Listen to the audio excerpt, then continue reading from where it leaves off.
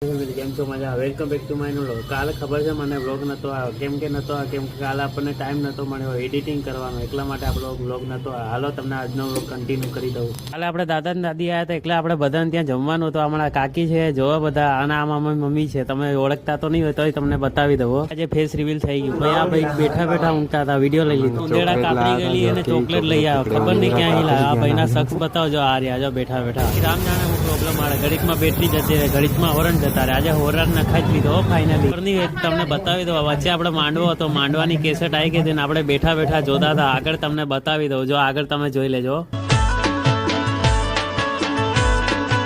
નવરા બેઠા હતા, ઘડીક વાર રીલ જોતા હતા. ભાઈ નકરી હળી કર કરતા હતા. રામ જાણે શું હોય આ ભાઈ.